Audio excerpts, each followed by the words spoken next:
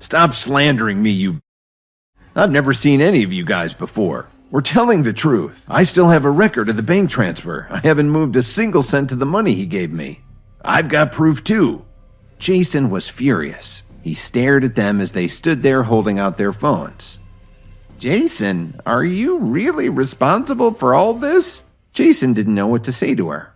After a while, Grandma Jones took a deep breath and looked at Brittany awkwardly. You'll have to forgive Jason. He's young and foolish. If you want to blame someone, blame me for not teaching him better. I'm disappointed in you, Jason.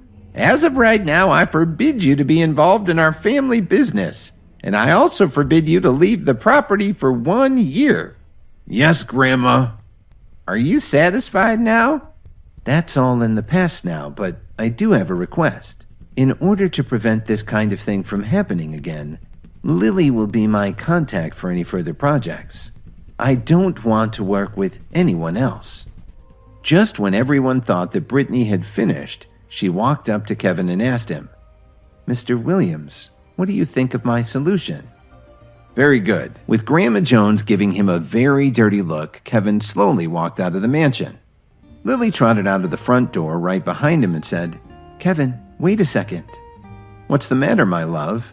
Lily blushed a little when Kevin called her that. Kevin, tell me honestly, did you already know the truth before you came here?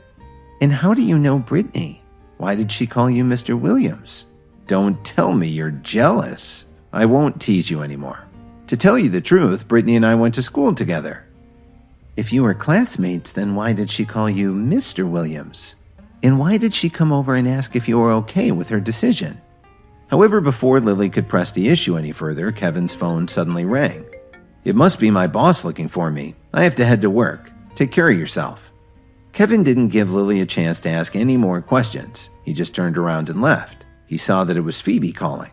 Hello, Miss Anderson. Kevin, I really need your help. I'm at the store. I'll be waiting for you at the door when you get here. Kevin waved down a taxi and got to Anderson Antiques in half an hour. As he paid the fare, he felt something in the pit of his stomach. As they walked toward the middle of the room, they could hear at least 10 of the local antique shop owners arguing loudly. I'd bet everything I own. This painting is definitely authentic. Then a third one responded, You don't know what you're talking about. Just look at the frame. There's no way this is genuine. Kevin squeezed through the crowd and saw a man watching all of this with a distraught look on his face. It was Phoebe's father, Truman Anderson. He was examining a landscape painting very attentively. Dad, what do you think? Do you want me to ask another appraiser to take a look? Just then, the man who was trying to sell them the painting asked nervously, Mr. Anderson, can't you see that this is an authentic landscape? We need a decision right away. This certainly looks like a 17th century Dutch landscape. The material looks authentic and I can even see the proper copper and iron pigments. Something's not right. While they were all discussing the painting, Kevin slowly walked up and asked, May I take a look? Aren't you Dorothy Jones's son-in-law? Dad, this is the antique appraiser that I brought in as a consultant. Please be careful. If it turns out to be a forgery, we don't want to owe this man anything for damages, Truman said. Don't worry, sir. The atmosphere in the room changed. Everyone watched patiently to see if Kevin would make a fool of himself. After only half a minute, Kevin's eyes flashed and he stood up straight with an astonished look on his face. How much does he want for it? $200,000. That sounds about right. Can you tell me why this thing is worth $200,000? Have you ever heard of someone named Vermeer? Of course I have. One of the finest Dutch masters.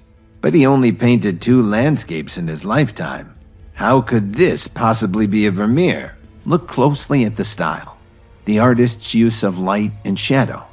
There's a distinctive depth to this piece. And the pigments match Vermeer's preferences too. This is a lost Vermeer landscape. I'm certain of it. Truman looked at Kevin in surprise. This time he pulled a magnifying glass out of his suit pocket. Less than a minute later, Truman practically jumped up and down. Mr. Landau, please arrange for this gentleman's payment. Hurry up before the seller changes his mind. Fine, then go ahead and pay me. I still have other things to do today, and I've already wasted a lot of time here. Kevin laughed to himself. The man had no idea what he was giving up for only $200,000. He obviously knew nothing about art, just some guy making a quick buck. So how did someone like that get hold of such a valuable piece of art? Kevin really wanted to find out. Kevin had correctly identified a lost Vermeer landscape in the store, but then he suddenly noticed a few traces of dirt on the painting. Then he recalled that when he bent down to look at the painting, there was a slight moldy scent. Could this painting have been buried somewhere? As soon as he stepped out of the door, he spotted the man who had just sold the painting. Then he tailed him to see where he could be heading. He saw the man go below street level to Wacker Drive. This was in a part of the underground street that was off the beaten path. Greg, did you sell that thing? I sold the painting for $200,000. Easy money.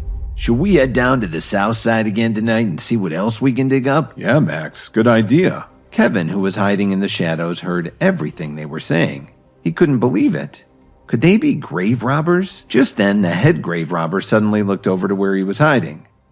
Who's over there? You guys are really bold. Robbing tombs? Aren't you superstitious? Kevin was stunned to see Officer Emmet. You know you're interrupting a private meeting. Actually, she'd been aware of this group of thieves for a long time. Early this morning, she spotted them near one of the older cemeteries on the south side. She followed them here. She wanted to call for backup, but the cell signal was really crappy down there under the street. You're under arrest. I've recorded your conversation, and thanks for having it out here in public, where I wouldn't need a warrant. If you surrender quietly, I might ask the court to go easy on you. I'll tell you what. Why don't you come with us? Then a few more men came out of the shadows and joined them. Emmet instinctively reached for her hip. But she wasn't in uniform, so her service weapon was locked up safely at the station. Just as Kevin was about to show himself, he saw Officer Emmet knock one of them to the ground with a beautiful sidekick. Put your hands on your heads and kneel on the ground. The man jumped up, pulled out a switchblade, and held it to her throat. Not today, officer. It looks like maybe we're going to be arresting you instead. He motioned for the others to tie her up with their belts. You guys really are scum. Kevin, hurry up and call the police. Shut up, Johnny said as he grabbed her mouth and poured in a bottle of pills. Kevin saw the other thugs starting to move towards him. He ripped through them in seconds, tossing the large men left and right. Who the hell are you? Who am I? I'm an antiques appraiser. After he said this, the man fainted. Officer Emmet looked like she was in shock. Are you all right? Do you think you can stand up? Kevin took the belts and walked over to the unconscious men. He began to search their bodies as he tied them up. He found a pill bottle. Looks like they were tranquilizers. I may have swallowed a couple, but it would still be nice to get an ambulance down here right away. And a couple of squad cars. Kevin nodded and then he took out his phone to call for help. Why are you here? This guy sold a 17th century Dutch landscape to Anderson Antiques. I had my suspicions, so I followed him here. Tell me honestly, who are you really? What I mean is, what school of martial arts are you from? I'm sorry, I don't understand your question. I know what I saw. When you defeated these men, your moves looked spontaneous. But I saw something deeper in your movements. I've studied martial arts for years, and I studied Eastern philosophy in college. You are keeping something from me. Officer Emmet, you stream a lot of kung fu movies in your off time, don't you? Do you still want to play dumb? Didn't you take an oath not to let outsiders see you using your techniques? I have no idea what you're talking about. I used to practice some taekwondo when I was a kid. Everything I just did was entirely subconscious.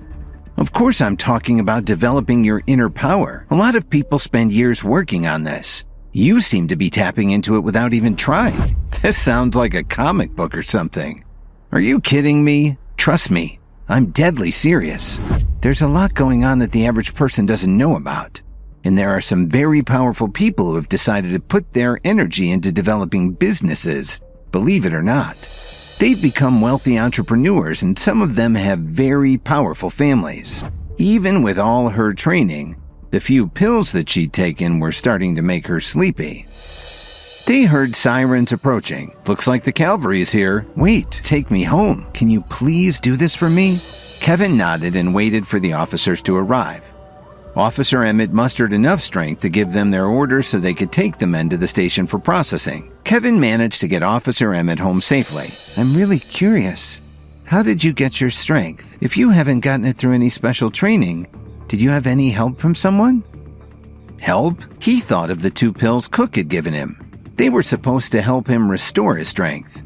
Maybe they did something more, and he quickly took out his phone and called his friend. Mitch, I want to know what was in those pills you gave me. One of them was supposed to help boost your energy levels, and the other was supposed to help you with your focus. Why are you suddenly asking me about this? Are you having a problem because of the pills? No, don't worry. I'm fine. Just curious. His eyes fell on the top shelf of her bookcase. There were a lot of martial arts books, guides to natural health, but there were also a couple of old books with tattered spines. Kevin walked over and took them down. The first one he opened was a very old translation of an ancient book on training your ki, your inner power.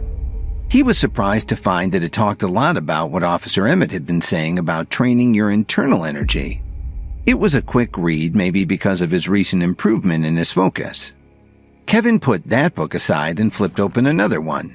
It talked about the yin and yang, negative and positive energy, and harmony, as well as some ways to make natural medications. When Officer Emmet woke up and saw that Kevin was still there, she immediately jumped up from her chair. Why haven't you left yet? I've got something here and I hope it can help you, Kevin said as he slowly took a reddish-brown pill from his pocket. Hi, Kevin here. If you are wondering what happens next, then download the Pocket FM app and listen to the exciting episodes of Insta Empire now with the link in the description.